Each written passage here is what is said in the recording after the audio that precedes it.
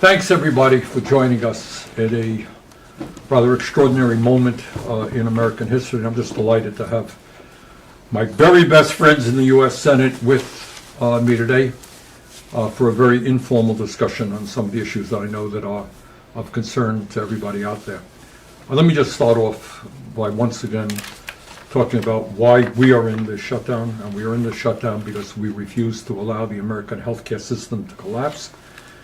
We refuse to allow 15 million Americans to be thrown off the health care they have, and another 30 million people to see their rates double, and in some cases more than. I just got, and Peter, my colleague from Vermont knows this, we just got information from the insurance companies in Vermont.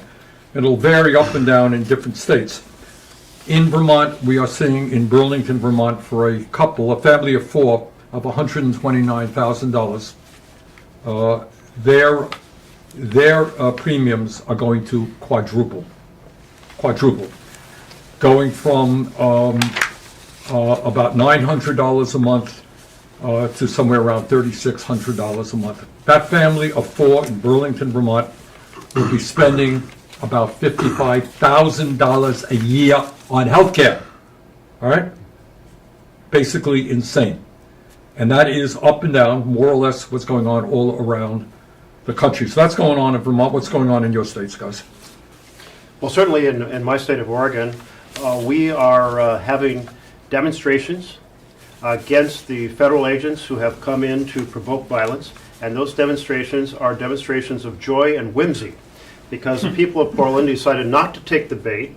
They understand that the president's trying to create violence and use violence to justify more authoritarian power, and that this idea of deploying our military against domestic demonstrations is a key part of an authoritarian setting the stage for future actions, becoming the courts, giving approval to it, getting the military used to taking commands to go in. And I think the response in Portland has been incredible. Complete restraint, even when provoked by federal agents, proceeding to do things like women coming down doing pastries in pajamas, and folks bringing down their pets and doing paws, as in paws of a dog, paws for peace, and proceeding to dress up as the group of frogs and other characters dancing in the street saying, we are protesting. We're doing it Portland style because we understand what the president's up to, and we're not going to be supporting or helping his authoritarian strategy. Okay.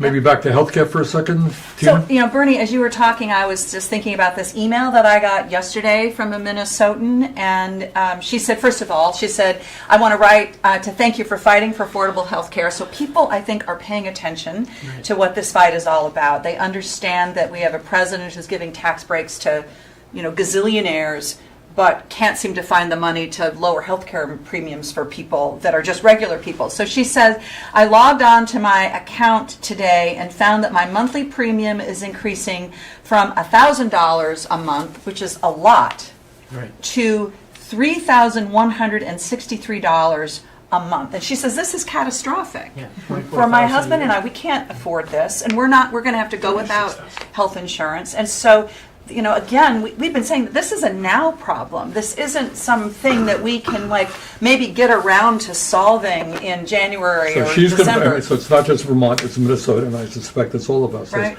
Tripling of her healthcare premiums. Yes. To be $36,000 a year. Yes, that's right. And she says, this is really what got me. She was an educator at a Catholic school, and she said that this is more than what her annual salary was when she was a teacher. Wow. Yeah. That's amazing. By the way, what's so astonishing about this, Trump has been picking on blue states, want to inflict the pain on blue states. This affects folks who voted for him. Mm-hmm. I mean, these premiums don't go to Republicans and Democrats. They go to families. Mm-hmm. They go to teachers. And everyone is going to get hammered on this. And what we're fighting for is health care, regardless of who you voted for. And 78% of the folks who are on the exchange are in states Trump won. Yeah. So we're not advocating for blue versus red values here. We're talking about health care for the entire country. Exactly. And it's a bipartisan issue. It's a fundamental foundation for a family to thrive. Yeah, while we're on that issue, because I think we should hone in on this, because some of us get asked the question, why are you all fighting this fight so much when some of the biggest beneficiaries are people who live in red states? And the answer is, we're not like Trump, right? We don't try to punish people who voted against us. We want to make sure everybody has access to affordable health care. And Peter, when you said that, I've got this list here of the states that are going to see the biggest increases in their premiums. West Virginia, Wyoming, Alaska, Tennessee, these are in order. West Virginia, 387%. We've been talking about doubling, tripling. And But if you go down the West list, Virginia's a struggling state. you go down this list, and like the first 12, 14, 15 of the states that will see the biggest premium jumps are red states. But we want to make sure people in red states, blue states, purple states, this is all red, white, blue, right? This is all about Americans. I mean, honestly, did it ever occur to anybody in this room that we should not worry about people in West Virginia because they voted for Trump or No. Idaho? No. Right. I mean, maybe we're old-fashioned conservatives who believe that we live in one country, right? That's We're all in exactly this right. together. But you know, it is about values. You've got that exactly right. So I keep watching right now as people are seeing tripling healthcare, health insurance costs, quadrupling. But the Republicans, Donald Trump has managed to say we're gonna still set aside $20 billion to send to Argentina to prop up Milei, this right-wing buddy who has sucked up to Donald Trump for years, who's in terrible trouble. People of Argentina, it looks like, are going to vote him out. So Trump is willing to rush him with $20 billion. And we learned yesterday that, 20 may not get the job done. So they're going to $40 billion. Now, there are two things to watch about this. The first one is $40 billion when families here in our states are not going to be able to afford health care. The lady you're talking about just says, we'll just have to give it up and hope for the best. $40 billion, what that would mean in our health care system, more than cover all of these, this help for people to be able to pay their exchange insurance policies. But the other half of it is it's not like it's $40 billion to go in and feed poor children in Argentina. This is $40 billion to bail out hedge funds that have invested in Argentine debt. That's what this is about. So it's So to that's come in Scott and exactly. These Secretary are of Treasury. Scott Bessent, our Secretary of Treasury's friends, who are now jumping in and saying, we need help in this because they had invested for money in Argentine debt.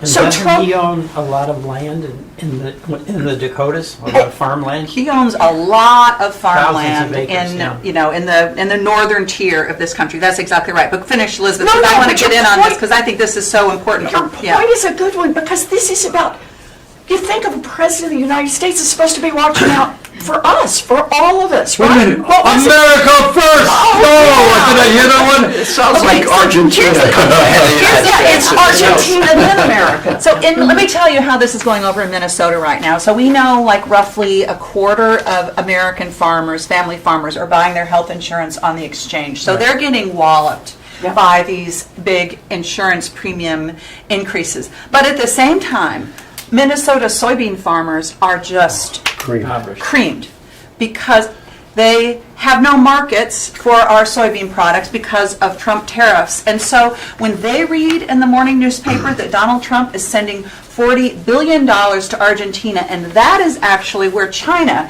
is turning to buy soybeans because the U.S. market has been ruined for, by Donald Trump. No, that's And so it's exactly just like, it's just too much. It's In just fact, too much. Connect the dots on the timing. Yeah. Argentina cuts a deal with China to say to China, in effect, you've been buying from those American farmers all those years. Well, now you're facing tariffs. There's a lot of turmoil in the United States Yep. thanks to Trump. How about cut a long-term deal with us and leave those American farmers to let their soybeans rot in the field? And by the way, that's the market that our Midwest farmers used to sell to. Exactly right, It was like exactly 40% right. of their crop. But- So all they of the have difference. raced in- They haven't sold a bushel of soybeans. That's right, but the to China. Argentinians have raced in, they've taken that market, locked that market up, and once that deal was in place, Yep. then Trump said $20 billion for Argentina and is now raised But it to I think 40. on this point, it's worth coming Yep. full circle, because we're talking about healthcare costs that Yep. are about to spike. But we're also seeing rising costs around the country Yep. because of the Trump tariffs. And this That's is the right. guy who said on day one he was going to bring down prices and costs. He's Right. done the exact opposite, and now they're going to allow this huge spike in healthcare costs. But when he put those across-the-board tariffs in place, not only is that a national sales tax, it comes out of the pocket of every single American, but China responded by saying, well, if you're going to impose greater tariffs on us, we're not going to buy so many of your soybeans. Right. So that punished American farmers. And to add insult to injury, China then decided to buy from Argentina, and then Donald Trump and Scott Bessent bail out Argentina. This all comes back to the Trump policy of across-the-board tariffs that are punishing the American people. And for God's sakes, you said you weren't going to allow, you were going to bring down prices. You haven't done that. But when it comes to healthcare, you're about to increase costs to Right. the American people, in this case, 2, 3, 4 times. So for God's sakes, at least do no harm. That's So all. Bernie, so thank you. So they're high-fiving in Buenos Aires today. They're very happy on Main Street in Buenos Aires. Thank God Donald Trump has arrived to bail us out. We were about to have a crisis here in our country. Meanwhile, in Burlington, Vermont, they're getting notices that their health care costs are going to skyrocket. Yep. And in Worcester, in Baltimore, in Minneapolis, in Portland, they're all getting these notices that they're going up and that people are going to lose their health insurance. So I just released a report yesterday where 10 million American small businesses or their employees are right now going to be losing the Affordable Care Act support for their health insurance. And those rates are going to skyrocket. So those are American businesses. Is Donald Trump No, it's, going to step in to help our American small businesses? And by the way, they're Rotarians, they're Kiwanians, they're the local Chamber of Commerce. They are the heartbeat of the American economy, and they're about to see pretty much an extinction experience. And especially for black and brown and small minority businesses in our country, they live on the edge. If you have a dramatic spike in their health insurance, it's going to be catastrophic. And what the Republicans are doing is they're not even in Washington in the House of Representatives. Say that They're- again, I want everybody to Oh, know. yeah. Yeah. We're in the middle of a major shutdown. Obviously, there are intense negotiations going on because the Republican Speaker of the House understands how important the situation is. Where are they, actually? But right now, they're in a political witness protection program somewhere in America. They're all around. They refuse to come to Washington. They're absolutely not to be found. We're waiting here to negotiate with them over those. They've been on vacation for a month. And, Yeah. and what they want the Democrats to do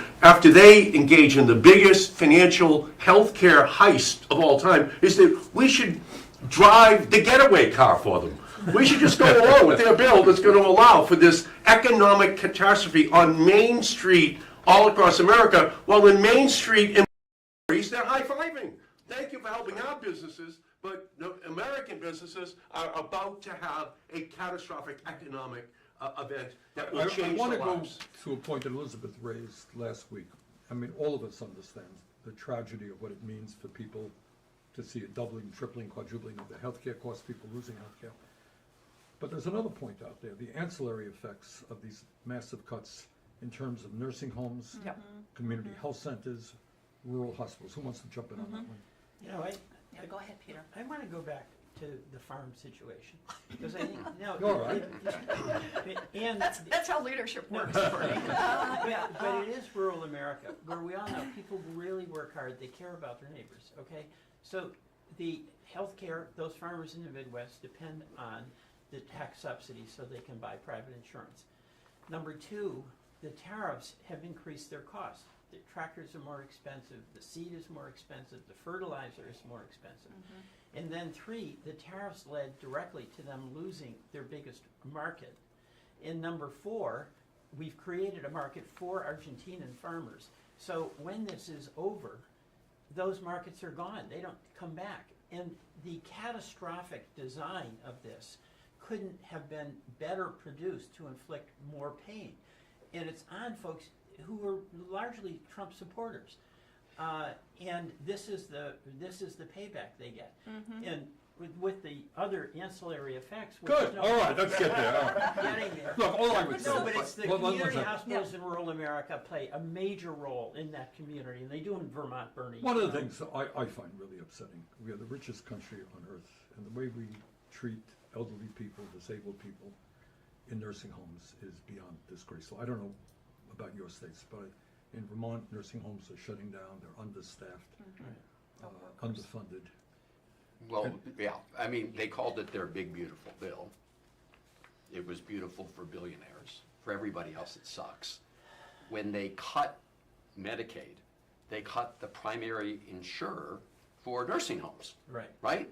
Most people in nursing homes are covered by Medicaid. So 2 when out of they 3.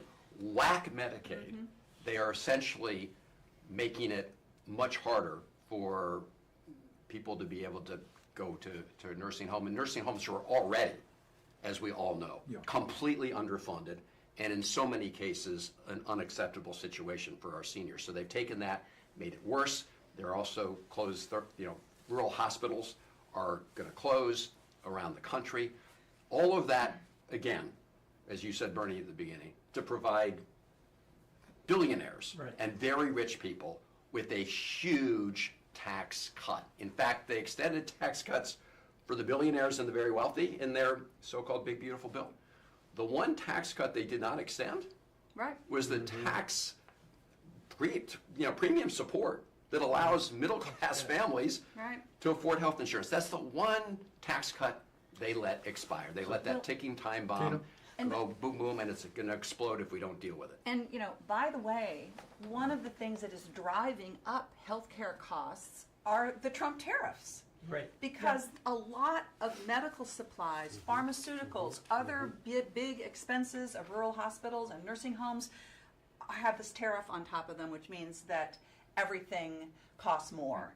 And, I just want to debunk this one thing that our Republican colleagues have been saying. They're saying, the Democrats are insisting that we roll back this $50 billion in support for rural hospitals. So everybody should just know that this is total nonsense. Because they put in this sort of special program for rural hospitals. They needed to do that because they screwed rural hospitals by cutting $150 billion out of Medicaid, which is the insurance that rural hospitals count on. So do not fall for this story that they are pushing out there, because it's just complete bullshit. But in addition, what you were trying to do is just make sure that all undocumented people in this country. Right. Isn't that the other thing? That's right. And people, they're still pushing out that story, even though it is completely debunked. The federal law says that you cannot use federal funding to provide health insurance to people who don't have documents, who are here illegally.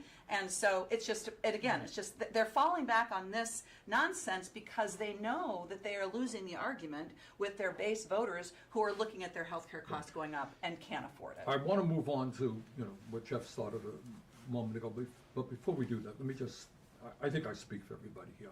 We all understand that before the big, beautiful bill, before the massive cuts to healthcare that Trump is pushing, our current healthcare system is broken, is dysfunctional, and we are the only major country on earth not to guarantee healthcare to all people, despite spending twice as much as any other country. So we are aware of that.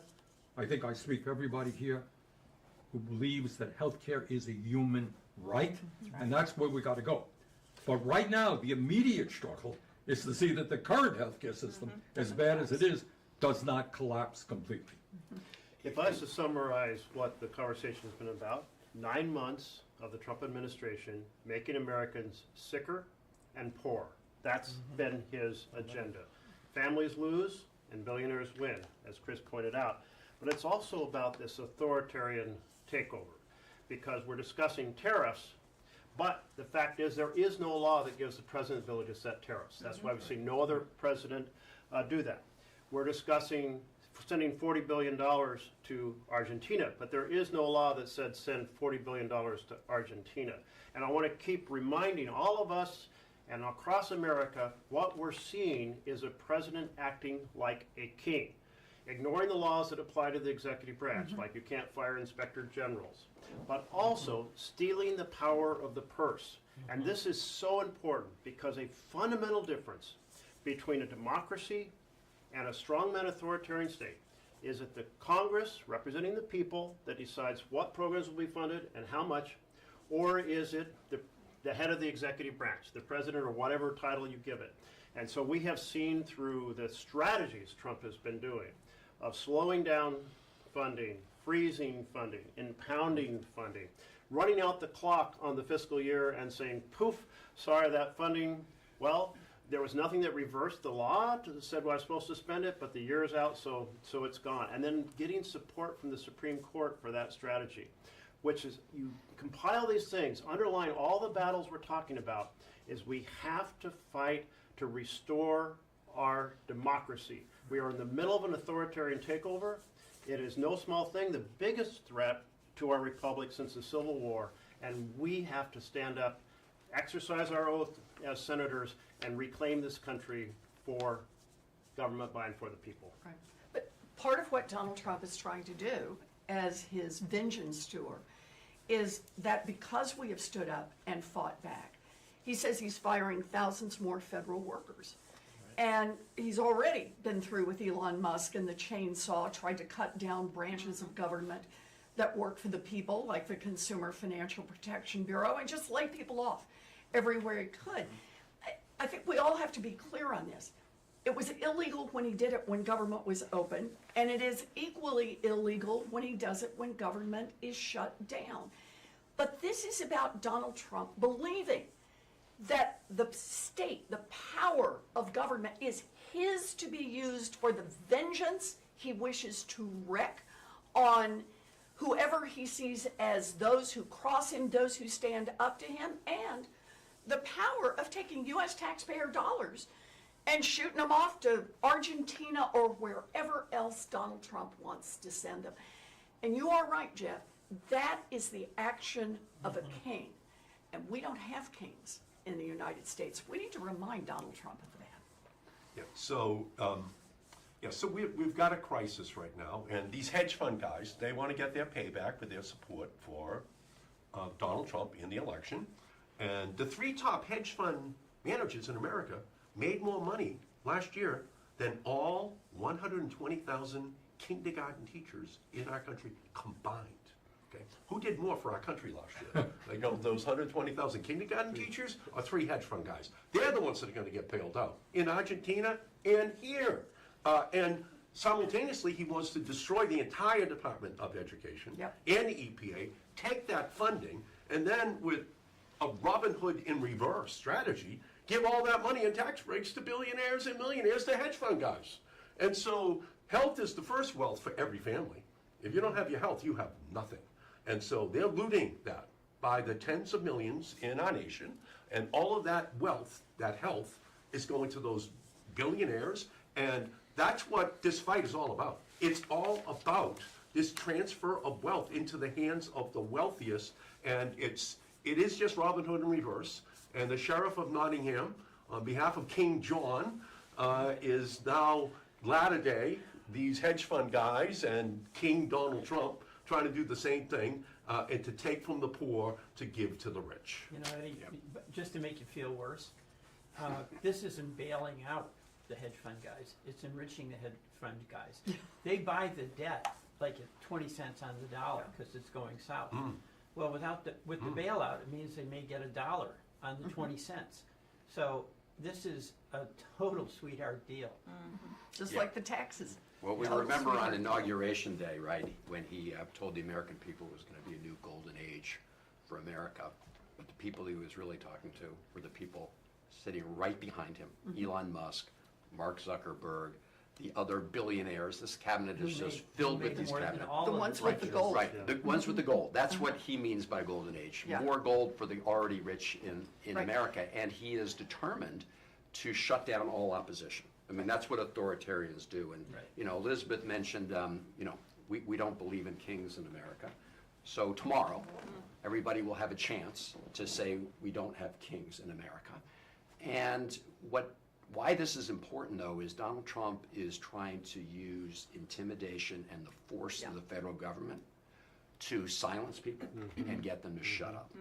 And so it's really important that everybody speak out loudly and also take actions, peaceful actions, to demonstrate that we won't support a king. And I've said this before, but I do think it's important that we call out those who capitulate. Because when Right. big institutions with lots of resources, whether they're law firms law or firms, universities or universities. whoever they may be, when they cave in to the bully just gets hungrier. And they're putting the rest of our rights at risk. And so this is a moment where everybody's got to stand up. I saw that list of all these billionaires and companies that were going to finance the new Trump ballroom at They're the having White dinner House. with them Right. tonight. So but this is an example of what's the problem is. And we need all of those organizations, those businesses to say, our democracy That's right. means more to us than making money. Unfortunately, that's not their view. Their view is making billions is more important than our democracy. That's why all of us and people all over the country need to stand up. Well said. I'm ready. I just want to maybe end on the note that Ed raised.